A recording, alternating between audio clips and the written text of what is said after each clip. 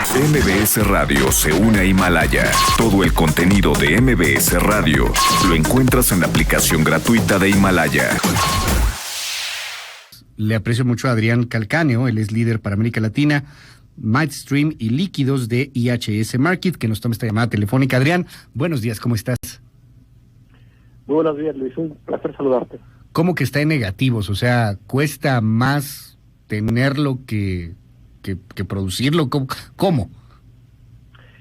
Pues en realidad esto es más una cuestión financiera. Básicamente, como se compra el crudo, se compra en contratos, se compra en bloques de mes por mes, y lo que estamos viendo, lo que llegó a negativo por primera vez en la historia fue básicamente el contrato de entregas para el mes de mayo. Entonces lo que te está diciendo es que en mayo nadie quiere petróleo WTI que se le entregue.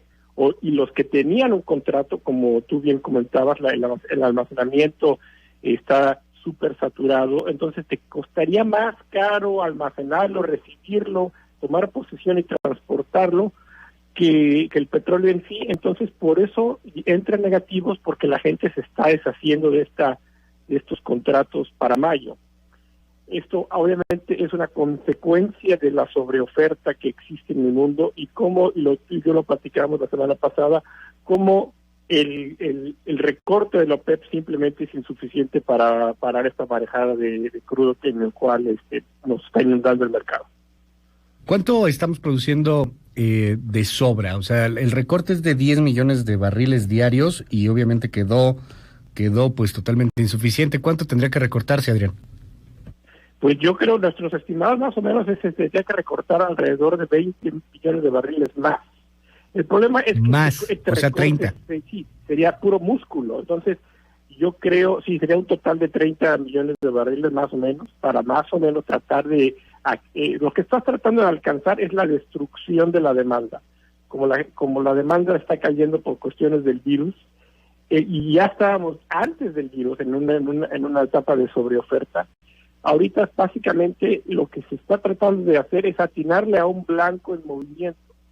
Y el problema es que le están apuntando al blanco en el momento donde está, en lugar de apuntarle al blanco a donde va a estar en el futuro.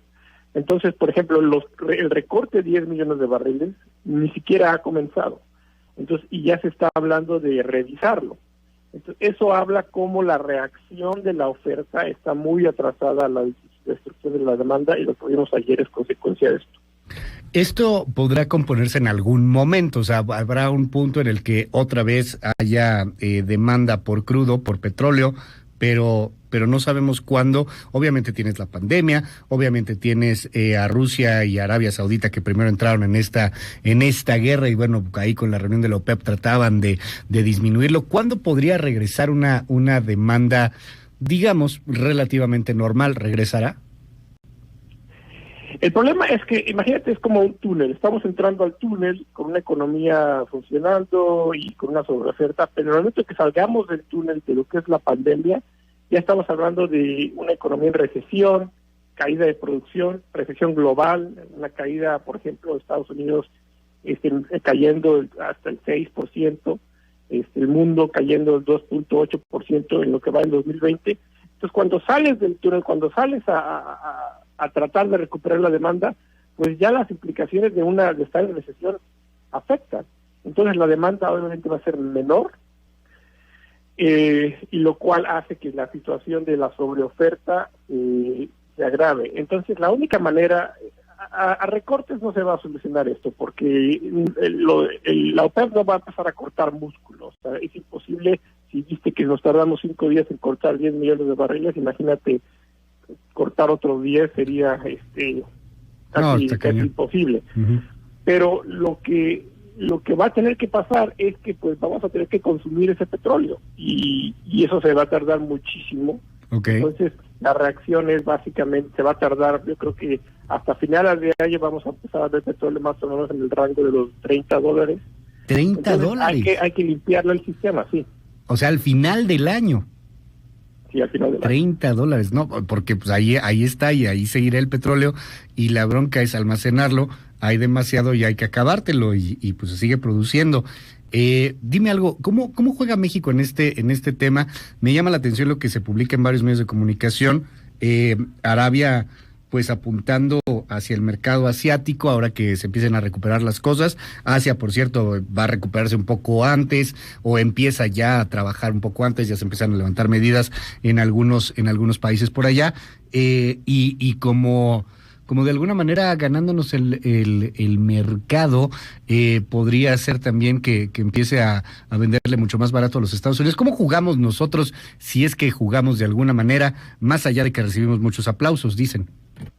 Bueno, el problema es que Arabia Saudita todavía no ha empezado la época del recorte aún. Entonces, ahorita están vendiendo a donde puedan, incluido a los mercados que nosotros le vendemos. Entonces, eso obviamente afecta a los precios. ¿Cómo juega México? Bueno, pues México tiene que ser inteligente y entender que este no es el momento para producir más, este no es el momento para refinar más, porque estás tú básicamente metiéndole más problema, más petróleo, más problema a la situación. Entonces, yo creo que México debería seguir el ejemplo de otras petroleras del mundo y parar producción en lugares donde se está perdiendo dinero, y quizá, imagínate, nos cuesta carísimo producir, quizá más caro de lo que vale, y luego lo metemos en una refinería que destruye mucho el valor por cuestiones de cómo están configuradas y en el estado en el que están. Entonces tú estás haciendo un gran sacrificio por producir petróleo y luego lo estás metiendo en una refinería que te destruye el valor. Entonces, esa no es la tirada. Independientemente de las metas políticas, yo creo que hay que tomar algo con pragmatismo y con cautela y ajustar todo lo que está pasando a nivel global. Nosotros también importamos mucho petróleo. Se quiere manejar el discurso político de que somos el gran productor, etcétera, pero la verdad es que también desde hace tiempo nos convertimos en un país que importa petróleo, que compra petróleo. ¿No conviene en estos momentos comprar? Bueno, no tenemos dónde guardarlo, ya sé, pero convendría. Bueno, pero curiosamente el petróleo que está ahorita a la venta, el petróleo de ligero, WTI, que se cayó ayer, sería ideal que lo trajéramos para meterlo a nuestras refinerías, porque ese es un petróleo al cual nuestras refinerías están diseñadas para procesar. Okay. Nos iría mejor económicamente, pero el problema es que pues ahí está la cuestión de que se quiere procesar el petróleo que se produce aquí en México, que no están las refinerías diseñadas para esto. Okay. Entonces sí, deberíamos importar, hacer por lo menos un intercambio, pero lamentablemente estamos limitados en cuanto a las opciones por cuestiones políticas. O sea, hasta nos iría bien, podríamos comprar petróleo casi que regalado y funciona para las refinerías que tenemos, activar estas refinerías. A lo mejor ahí sí hasta te baja el precio de gasolina, pero la bronca es que tienes que comprar ese petróleo y aquí eso está proscrito. Pues sí, en realidad no es momento para refinar, porque la gasolina también estamos nadando en gasolina y ahorita va a haber mucha oferta de gasolina para traerla a Estados Unidos. Ya. Pero si vas a forzar, si estás a fuerzas quieres refinar, entonces sí sería mejor traer el petróleo ligero para refinarlo. En realidad lo que estamos viendo es, en cuanto a hidrocarburos, va a haber una sobreoferta, claro, también en petroquímicos. Y para el consumidor final va a ser excelentes precios en el corto plazo de gasolina.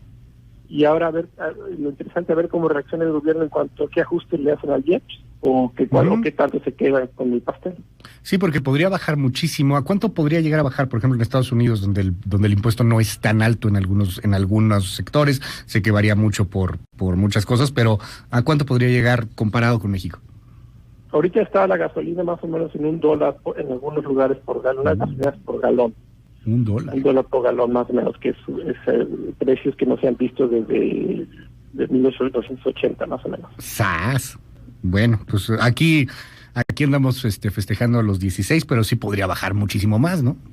Sí, muchísimo. De hecho, ya puedes importar gasolina a México alrededor de $4 por el litro. 4 pesos. Entonces, en realidad, todo lo que la diferencia es simplemente logística, pero también muchísimo es el impuesto que se le está dejando a la gasolina. Ahora sí que a ver con cuánto mueven el IEPS en el gobierno de la República. Adrián Calcáneo, te aprecio muchísimo la comunicación esta mañana por darnos luz en el tema tan complejo y estamos al habla si nos permites. Claro que sí, Luis, un abrazo a ti y a tu audiencia. Va de vuelta, es Adrián Calcáneo de América Latina, líder de América Latina, Midstream y líquidos de IHS Markit.